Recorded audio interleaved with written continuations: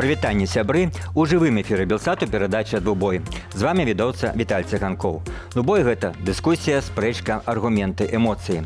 Удзельнікі праграмы – людзі, якія маюць розныя погляды і падыходы да нейкай важнай праблемы.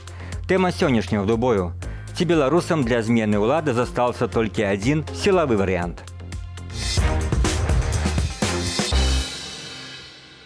Удзельнікі сённяшняй дыскусіі – афіцыйны прадстаўнік палка Каліновскага Дмітрый Шчагельскі. Прывітанне. Вітаю.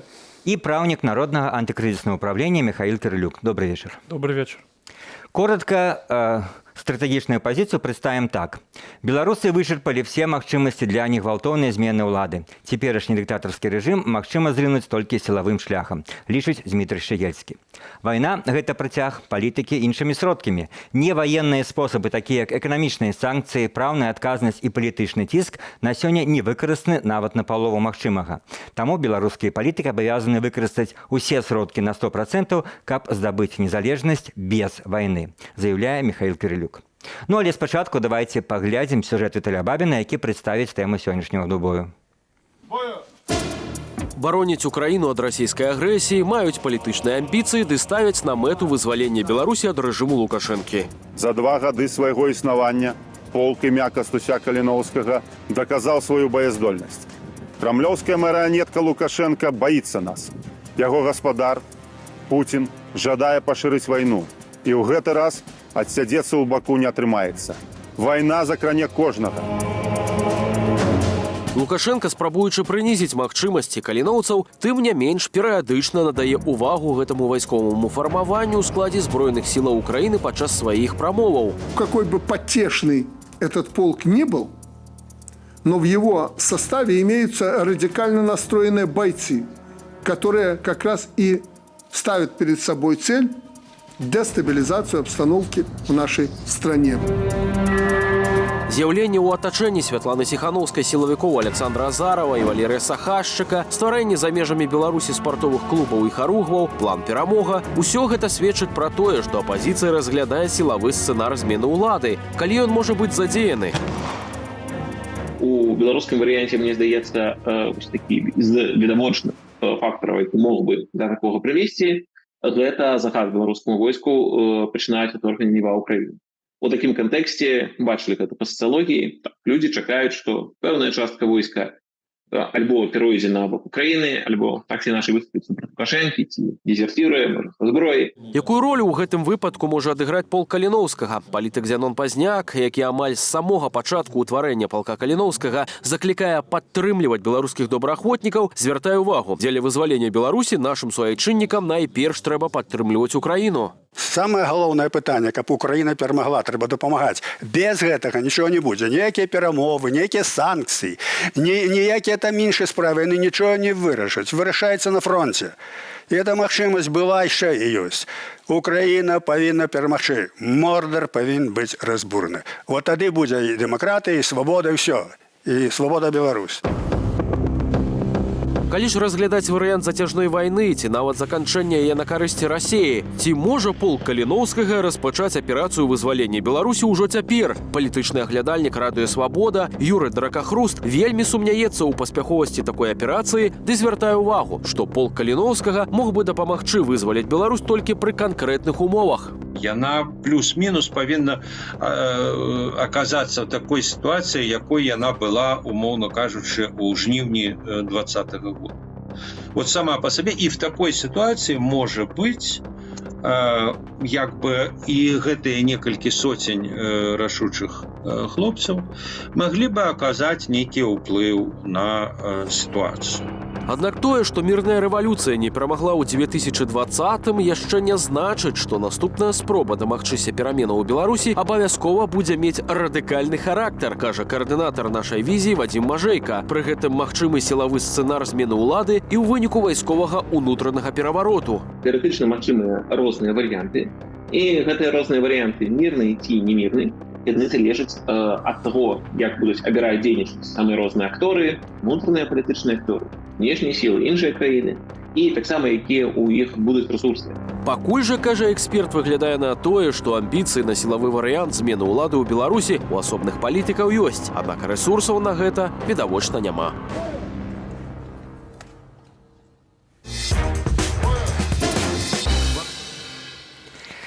Што ж, так выглядае гэта складаная і неадназначная тэма, і зараз, паводле правіла двубоя, мы дадзім па адной хвіліне удзельнікам сённяшняй дыскусіі максімальна коротка, стратэгічна выказаць сваё меркаванне на гэтую тэму. Калі ласка, Дмітрий Шаевскі, вашы 60 секунд.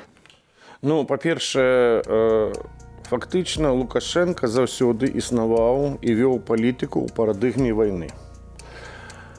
Тыя сродкі, якія ён выкарыстоўваў, пачынаючы з 12 красавіка, калі не памыляюся, калі была збіта фракцыя БНФ 95-го года, пасля знікнення палітыкаў, пасля масавай рэпрэсіі, уключаючы фізічнае ўздзеянне, гвалтаванне, пасля 2001, 2006, марш свабоды 99, 2010, не дармаедаў, калі іх збівалі, гэтыя акцыі, маўклівыя акцыі пратэста, мы весь час бачым, што ментальнасць Лукашенка – гэта пра вайну, пра тое, што ён прымушае, выкарыстоўвае сродкі вайны.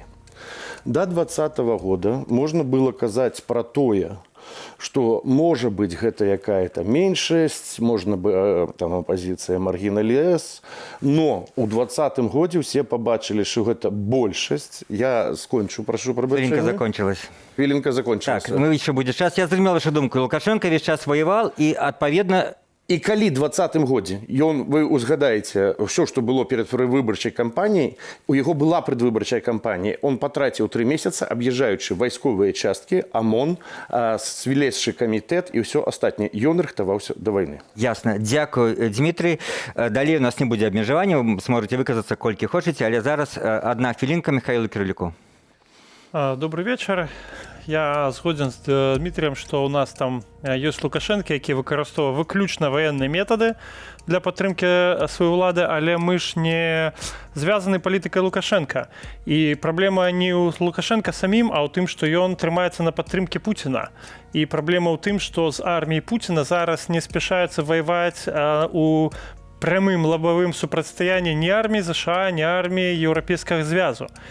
І ці не буде занадто шмат для некалькіх сотень беларусаў браць на сябе тое, што не спяшаюцца зарабіць ні Еўропа, ні Штаты.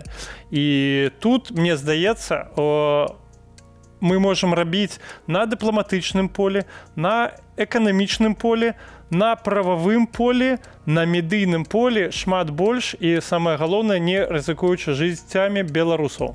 Дякую, Дмитрий, вы першы раз удзельнічаеце двубоя. Скажу вам, што не абавязкова заўсёды чакаць дазволу ведучага. Калі ваше ёсць жаданне адразу рэагаваць рэплікай, напрыклад, на некае меркаванне свайго апанента, можете это рабіць. Ну, я лічу, што гэта будзе не зусім добра. Я все-таки, каб быў дазвол... Добра. І тады я б адказаў. Да. Я абсалютна пагаджаюся з тым, што кажа мой апанент.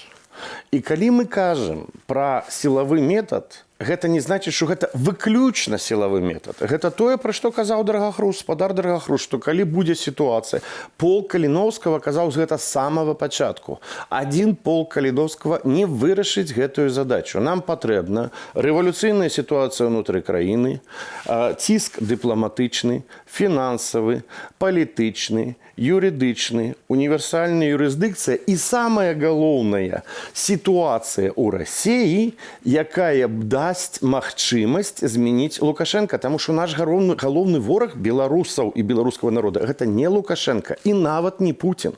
Гэта той рашызм, як сучасная форма фашызма, якая сёння апанавала мысленне расейцаў і большасці з іх.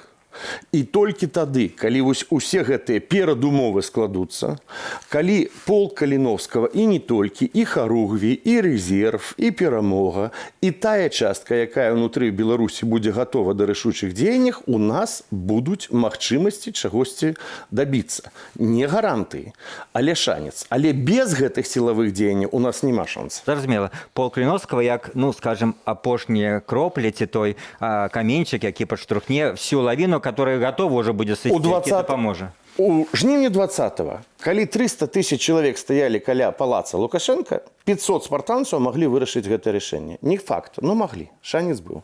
Вось Людзі- іх не хапіла. людзі- Гэта тое самае, пра што казаў той жа людзі тады не былі паважаны спадар гатовы. Драгахруст. Яны нават абмяжоўвалі, стрымлівалі тых больш радыкальных людзей в сваім жа асяроддзі, я сам это назірал, которые заклікалі да больш актыўных дзеянняў, а большасць гэтых людзей, якія ў 2020 годзе казалі: вы правакатары, не суйцесь, мы мірныя Іх людзі. здавалі ментам. Да. Я ведаю тых, кого здавалі ментам, пратэстуючыя, хто прыйшоў з арматурынай. Я ведаю, што сказалі украінцам нашым братам, у якой у нацыянальна арыентаванай часткі апазіцыі дзесяцігоддзямі добрыя адносіны. Не прыязджайце, мы не жадаем як у Киеве. Тады же я адказаў: калі вы не жадаеце, как было як у Киеве, будзе як у Горлаўкі. Што ж, Михаил, вось як вы да гэтага тэзісу, Дмітрый, ставіцеся, што ён не прэтэндуе на тое, што толькі вось сілавы метад, а як комплекс усіх астатніх метадаў, і гэта проста ну скажем, тая рыска, без якой немагчыма будзе перамога, ці все-таки вы лічыце, што вот этот комплекс метадаў можна будзе змяніць уладу без сілавого уплыву? Ну, глядзіце, мы зараз быццам бы пытаемся аналізаваць тое, што будзе некалі, а зараз я бы сфокусаваўся на тым, што трэба рабіць, каб гэтыя умовы насталі. Да? То бок, да, я згодзен, можа адбыцца такі момант, як Дмітрый кажа, што Расія слабла, Лукашенко аслаб, і ў нас ёсць магчымасць, і будзе глупства не скарыстацца. І зразумела, ў той час, мне падаецца, ніводзін палітык уже не будзе крычаць, як у 2020 годзе, што ну, не будзем там мы гвалтам нешта вырашаць. Да? Я думаю, што ў гэты момант якраз такі палітыкі ўжо навучаныя опытам скарыстаюць сітуацыю. Але што мы можам зараз, каб гэту сітуацыю наблізіць? Так? Мы можам патрабаваць там, больш жорсткіх санкцый, тому што зараз недастаткова жорсткія. Мы можам патрабаваць, каб Лукашенко зрабілі розшук крымінальным судом, як зрабілі па Пуціну, а састаў Лукашенко фармальна-юрыдычны той самы. Мы можам, дарэчы, пераконваць беларусаў, з якіх таксама нейкая частка не на баку дэмакратычных сілаў. Што датычыцца таго моманту ў 20-м, якім быццам бы быў пушчаны, то я скажу і да, і не, бо ў 20-м годзе я таксама, і быў і на пратэстах, і камунікаваў з людзьмі. Напрыклад, я ведаю, што там людзі з следчага камітэту, там з вярхоў, яны тады вагаліся. Яны не ведалі, чую сторону браць, і там 2-3 дні было. Але ведаеце што, калі Дмітрий кажа, што не хаціце, як у Украіне было, будзе як у Горлаўкі, я скажу, што Горлаўка магла адбыцца і ў тым варыянту, калі б мы началі сілавы варыянт, таму што ён у Украіне, вайна пачалася якраз пасля таго, як украінцы адказалі сілай, да, Майдан перамог, і расіяне пачалі ўзброеную атаку на Украіну. І тое самае магло быць таксама ў Беларусі. Мы зараз не спрагназуем, што магло бы быць, ці мы упусцілі шанец, ці мы, наадварот, упусцілі шанец атысці ад большай крыві. А што зрабіць зараз? І зараз мне здаецца, што мы павінны падтрымліваць полк Каліноўскага. Гэта некалькі соцень людзей, якія вельмі мужныя, якія робяць вельмі важную справу. Яны ставяць на кон самае дарагое, што ў нас ёсць. Яны ставяць на кон літаральна сваё жыццё. Але мы не ў той сітуацыі, калі, ведаеце, Украіна ставіць зараз падчас вайны 30% бюджэта на абарону, так? На зброю. 2/3 на ўсё астатняе. Мы не павінны, ведаеце, 2/3 нашых рэсурсаў выдаткаваць на полк Каліноўскага, таму што ён у адрозненні ад нашых метадаў, гэта частка ЗСУ, да? І весь уплыў, які робіць Украіна, ён больш сканцэнтраваны на ЗСУ, чым весь уплыў, які робіць Беларусь, і які можа быць сканцэнтраваны на той часткі ЗСУ, у якой удзельнічаюць беларусы. Што ж, давайте ў другім раўндзе двубоя працягнем дыскусію. Вельмі кароткая рэпліка. Так. Не 30%, 97%. 97% рэспубліканскага бюджэту Украіны уходзя на пакрыццё вайсковых расходаў. Таму што калі краіна ваюе, яна ваюе перш за ўсё падтрымлівае ваяроў і войска. Ну, у меня іншыя данные, хай гледачы Добра, гэта- пошукаюць самі. Такая дискуссия. Давайте в другим раунде другой послухаем еще одно меркаванне.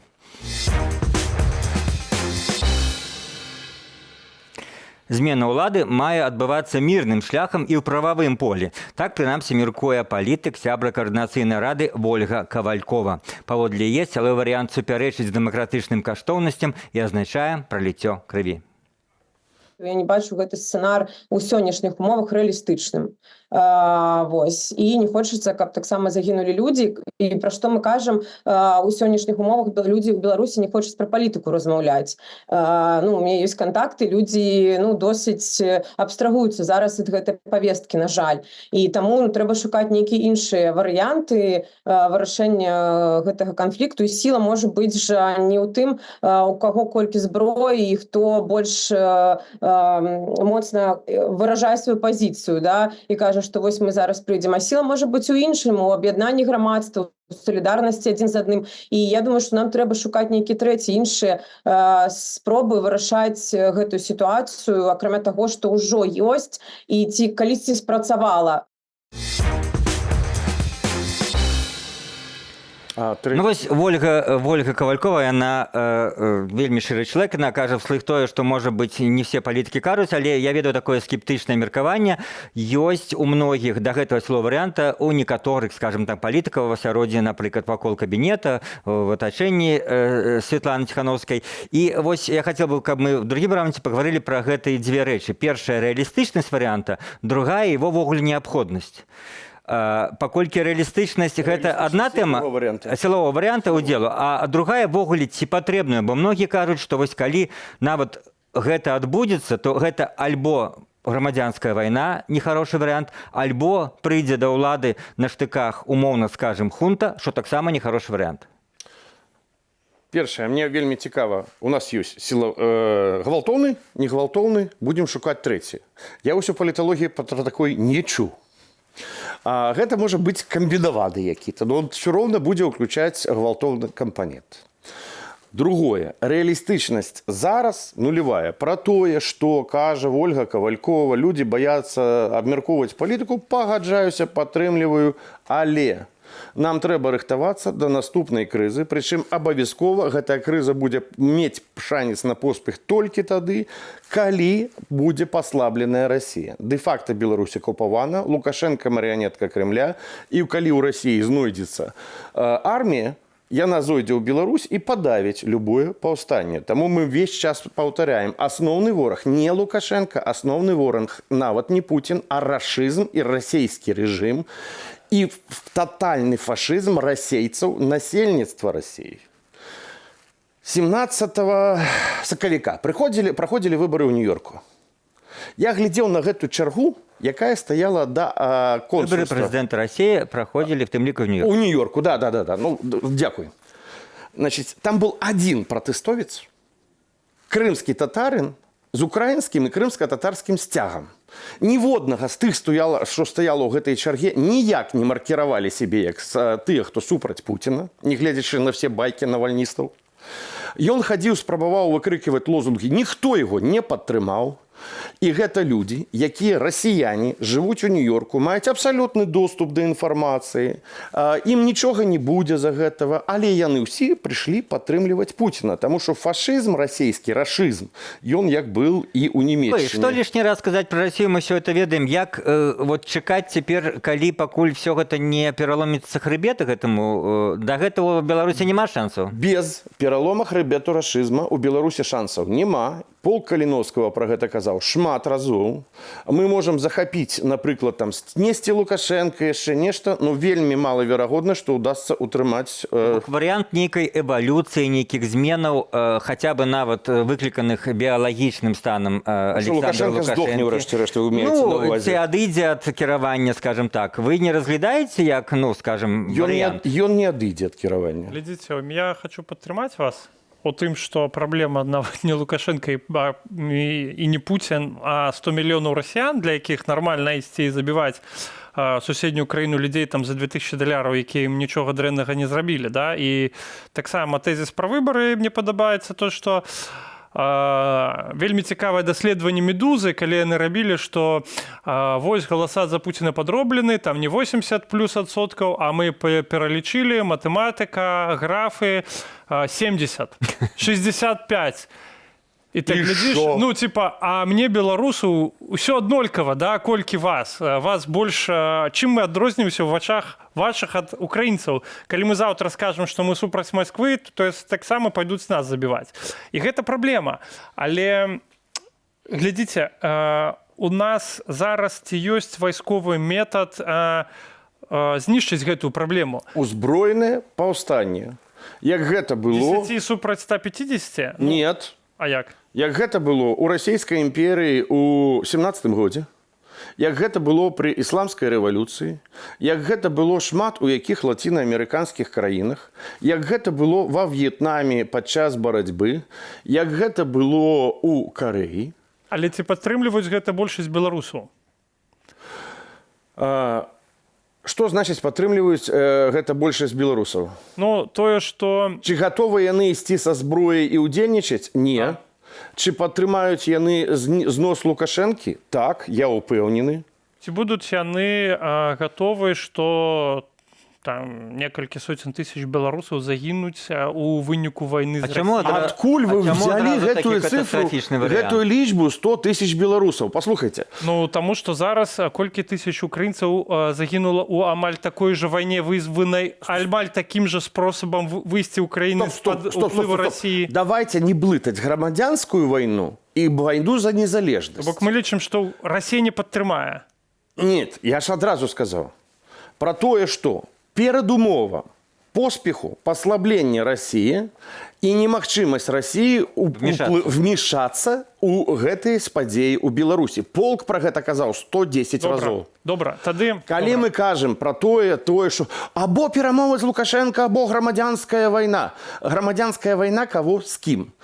Амонаўцы, якія за жытло, палку калбасы і там нешта яшчэ могуць гвалтаваць беларусаў, біць і знішчаць, гэта не тыя самыя амонаўцы, якія гатовы загінуць за Лукашэнку. Як толькі ў іх пайдуць 200, яны разбегуцца.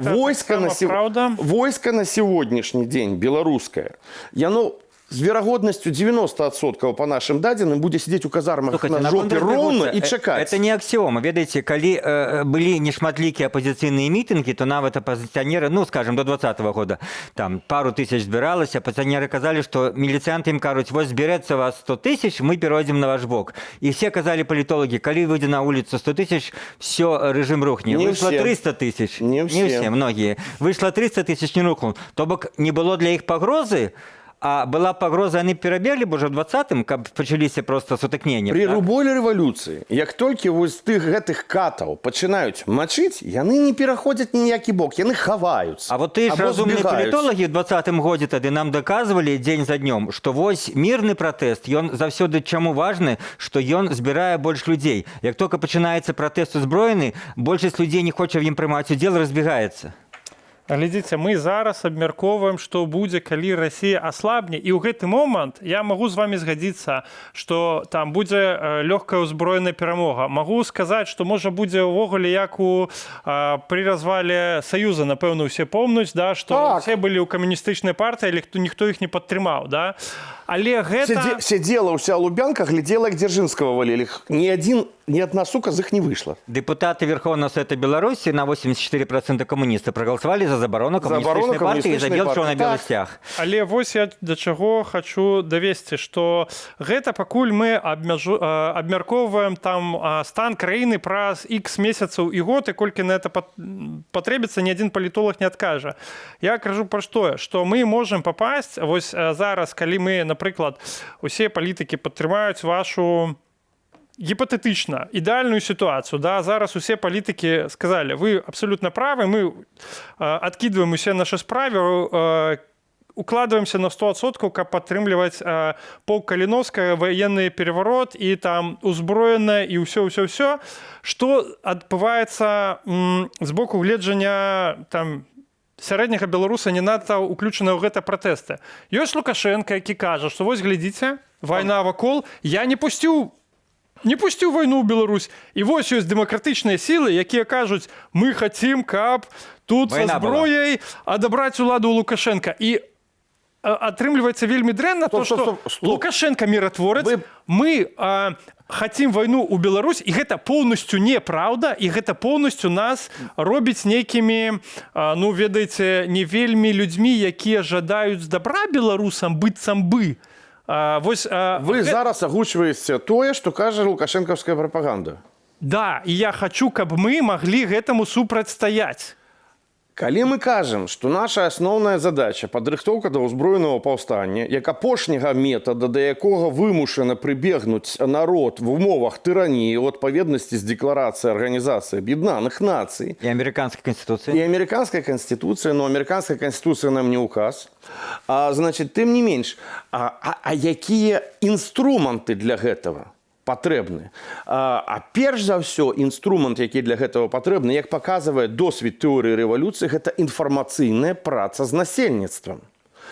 А не укачванне ўсё, давайце купім больш аўтаматаў, гарматаў, хаймерс, нешта яшчэ. Но інфармацыйная праца з насельніцтвам, да якога даводзіцца, што іншага не будзе, якое губляецца ілюзій. В рамках закона, памятаеце, вось гэты тэрмін 20-го года, на мяне тады усе вызверыліся, калі я запытаўся, а як там рамкі закона не націраюць нікаму? Калі пачалі сажаць.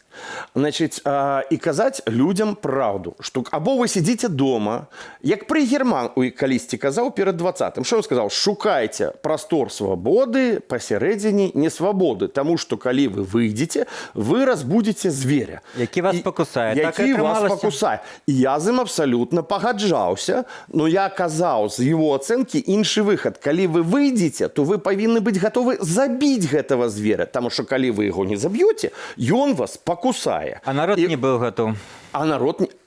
Слухайте... И никто до этого не закликал, фактично. Никто до этого не закликал. Меня за то, что я про это казал, обзывали агентом ФСБ, путинским агентом, демотиватором, провокатором. Я с такого про себя наслухался тогда. Бывает. Давайте зараз... Я хочу... Не, я хочу скончить гэта. Да. Гэта, потому что я лічу, что гэта прынцыповае пытанне. Што людям трэба казаць праўду, а не карміць іх салодкай ватай. Пра тое, што калі вы наступны раз выходзіце, або сидзіце дома, як казаў Прыгерман, і прыстасоўваецесь да гэтага рэжыма, або калі вас гэта не задавальняе, то разумейце, што выходзіць трэба один раз, не сыходзіць і выходзіць з віламі, коктейлямі Молотова, зброяй і мачыць першага папаўшагася мента і амонаўца, у якога не будзе вось такой большой бел-чырвона-белай павязкі на рукаве, або сцяга на плечах бел-чырвона-белого. Программа як-ніяк. Давайте зараз в третьем раунде вы зададите один одному пытанне. Сёння ў Дубой паміж сабой горача спрачаюцца Дмітрий Шаельскі і Михаил Кирилюк, і зараз наша традыцыйная рубрика, калі удзельнікі уже ведаючы нейкія пазіцыі адзін аднога і, магчыма, слабыя месцы в гэтых пазіцыях, хочуць удакладніць гэтую пазіцыю, задаўшы пытанне. Ну, Михаил, што вы хацелі б спытаць у Дмітрия? Давайте пра прыхільнасці беларусаў. Як вы лічыце, большасць беларусаў зараз, там не праз 2 гады, падтрымае сілавы варыянт ці больш падтрымае мірны варыянт? Чаму і як? Пасля правала рэвалюцыі расійскай 905-907 года абсалютная большасць жыхароў расійскай імперыі падтрымлівала мірны варыянт і лічыла, што тыя, хто заклікаў да рэвалюцыйнай, гэта маргінэс. Іх вешалі, сажалі, ссылалі ў ссылку, выганялі ў эміграцыю. Так ладна, як у нас. Але ў 17-м годзе крыху перавярнулася, і Нікалашку і з яго сям'ёй парашылі ў Іпацеўскім доме. Зараз падтрымае, як у нас. Мне здаецца, це дрэнны прыклад для нас. Не, паслухайце, і зараз рэвалюцыйнай сітуацыі няма.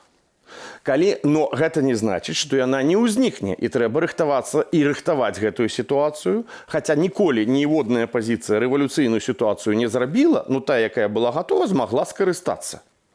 тое самае, што рабілася практычна ва ўсіх рэвалюцыях. Зараз вы правы, большасць падтрымае, але нам трэба думаць не пра тое, што зараз. Да, зараз все дрэнна. Зараз все хреново, что далей? Тады далей давайте не злуваць деда, шукаць кампраміс, здавацца на Лукашенко. Или что я супраць? Значыць, так Воскресенскі гэта казаў у 20-м, і ён у якім-то сэнсе першы, больш паслядоўны і найбольш, так сказаць, рацыянальны. Вы ж Воскресенскага захищали, калі не памыляюся.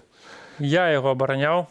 Так. І тое, што вы кажаце, ну, гэта быццам бы ложная дыхатамія, да? Мы не павінны выбіраць між тым ці тым. Да? Мы можам выбіраць паміж тым, што, напрыклад, калі не даць, напрыклад, Расіі перакрыць газ, перакрыць транзіт у Кітай, зрабіць нармальную адказнасць за санкцыі, а не дырявую, як зараз, да? Сінхранізаваць поўнасцю санкцыі беларускія з расійскімі, лишыць Расію магчымасці траціць 200 мільярдаў на вайну, і гэта можа каштаваць 0 жыцця, і гэта можа спыніць ракеты, якія зараз ляцяць у украінцаў, да? І гэта можа дапамагчы нам вярнуцца дадому хутчэй, чым некалькі соцень вельмі мужных людзей, якія робяць вельмі важную справу. Дмитрий, замест рэплікі вы задаеце пытанне Михаилу, гэта ваше права. Я скарыстаюся адказам замест пытання. Ідэальная ідэя, якая б цудоўна спрацавала в ідэальным свеце, але мы жывем у рэальным. І таму, не гледзячы на 2 года санкцый, мы бачым, што адбываецца. Пытанне Михаілу. Яно вельмі простае. Чаму вы спрабуеце зрабіць гэтую дыхатамію? Гэта комплексная стратэгія, якая павінна ўключаць і тое, і другое, і трэцяе. Я заўсёды казаў, што, напрыклад, сёння там тое, што робіць Латушка, яго каманда па універсальнай юрысдыкцыі. Вось можна прыйсці, пашчупаць ручкамі. І Михаил это робіць. І Михаил у тым ліку гэта робіць.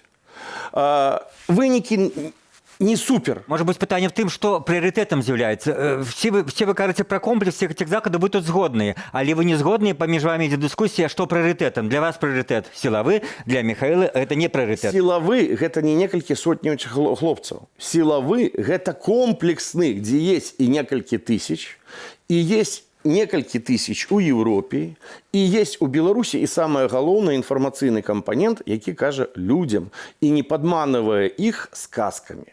Вось основное. Так, а пытанне? А пытанне? С кем вы мастера культуры?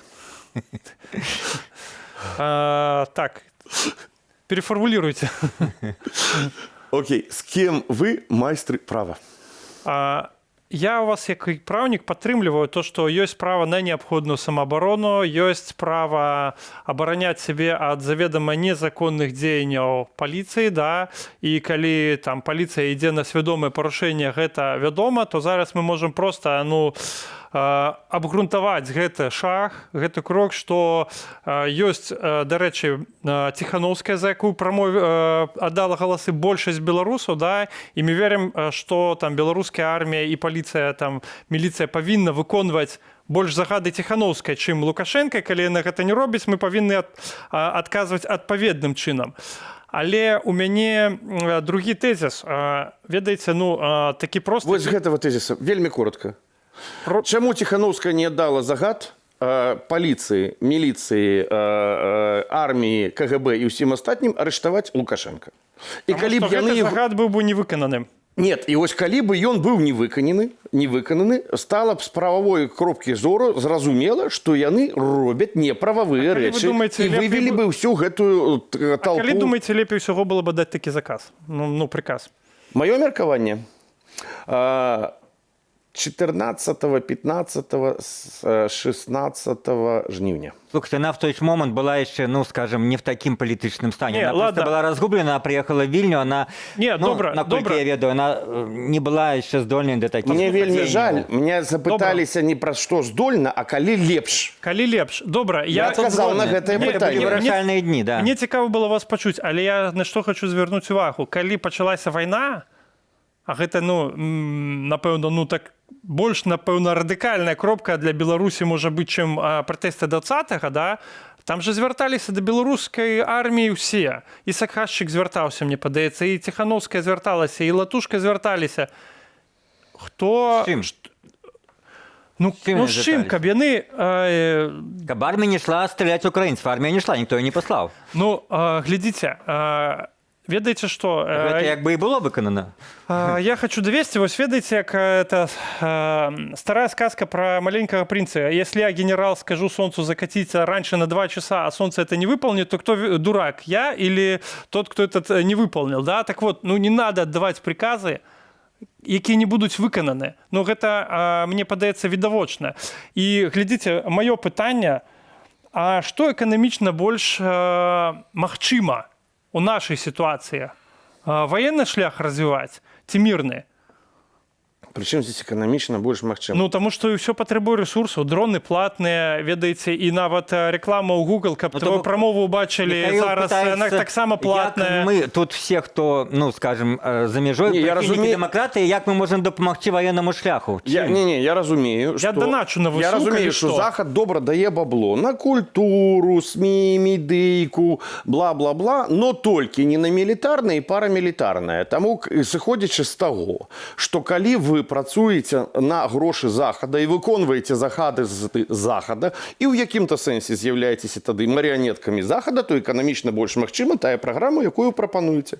Я працую на амерыканскую карпорацыю, доначу на ЗСУ грошы Захада і ведаю, што Захад больш чым 150 мільярдаў патраціў на военны шлях і 30 мільёнаў даляраў паабяцаў беларусам на ўсе іх актыўнасці. І 3 мільярды можа быць, калі Беларусь прыйдзе да улады, і там будзе дэмакратія, і тады мы вам дадзім гэта на рэформы. То бок разніца больш чым у 100 разоў. Не, пытанне ж было, што зараз больш магчыма. Михаила, мы кажам, беларусы павінны падтрымаць Украіну, вот як? Ну, в сэнсе, гэтыя нашы некалькі там копеек, десяткаў тысяч, оно што, вырашыць лёс вайны, калі амерыканскі кангрэс прымае рашэнне пра 60 мільярдаў, тут беларусы за стагоддзя столько не зберуць. 60 мільярдаў амерыканскі кангрэс, 40 уже патраціў, яшчэ 50 патраціла Еўропа, 139 мільярдаў прыкладна. Мы про Украіну або про Беларусь? Уже на украінскую вайну. Но мы не здолеем выпрасіць у Запада 150 мільярдаў да нашу праблему, так? На нам даюць больш чым у 4,5 тысячи разоў менш на ўсіх. Итак, на мірны шлях. Ваше пытанне было, што могуць зрабіць беларусы, правильно? Так, ну, приблизно. Записаться ў полк Каліновскага, пайсці ў Харугві, у резерв полка Каліновскага, донатить полку Каліновскага, и за один день, меньше чем за 24 гадзіны, собрали 40 тысяч доляраў, рыхтавацца да таго узброенага паўстання ўнутры Беларусі, хаваючы сваю сілу і магчымасці да таго моманта, когда будзе рэвалюцыйная сітуацыя, гэта вось пра нас. А вы начинаете, што Захад, што не Захад. It's out of our control. У нас няма магчымасці кантраляваць Амерыку, Европу и все остальное. Коли питание про белорусов... Пакуль Дмитрий не сышоў на англійскую мову, я вымушаны сказаць, што я бы з задавальненнем яшчэ бы гаварыў яшчэ 40 хвілін. Но 40 хвілін прамелькнулі як 1 хвіліна, і у нас заканчивается час нашай праграмы. І як я звычайна абяцаю, у нас ёсць по 20-30 секунд кожнаму удзельніку сказаць некае завершальнае слово. Михаил, 20 секунд. Я падтрымліваю, што патрыёт Беларусі павінен больш імкнуцца ўступаць у ЗСУ, чым у армію Лукашенка зараз. І я доначу на ЗСУ. Але гледзячы на фактычную сітуацыю, я бачу шмат больш рычагоў уплыву зараз для медыйнай працы, для прававой працы, для эканамічнай працы, чым тыя самыя рэсурсы накіраваць на вайсковы нейкі уплыў. Что ж, рознагалося засталіся, ваши 20 секунд. Все, что вы сказали про розныя накірункі працы, не супярэчыць таму, што кажам мы, але мы прыярытызуем падрыхтоўку да ўзброенага паўстання. Я спадзяюся, што беларусы пачнуць данаціць менш на ЗСУ і больш на полк Каліновскага і беларускіх добраахвотнікаў, таму што гэта наша частка. Уступаць у добраахвотнікаў і разумець, што акрамя нас самих, наше пытанне ніхто за нас не вырашае. Ні санкцыі, ні добры Байден або Трамп, ні еўразвяз. Гэта наше пытанне, якія акрамя нас не вырашае ніхто. Жыве Беларусь, Слава Украине! Жыве Беларусь, гэта быў двубой, у якім, спадзяюся, мы трошкі наблізіліся да ісціны, калі яна ёсць в такой гарячай дыскусіі і разуменні сітуацыі. А чия пазіцыя падалася вам больш пераканаўчай? Глядзіце нашу праграму ў любы час на YouTube, дасылайце там свае ацэнкі і каментары, вядома, калі гэта для вас бяспечна. Перадачу правёў Віталь Цыганкоў, і, як я заўсёды кажу на заканчэнне, заставайцеся з Белсатам.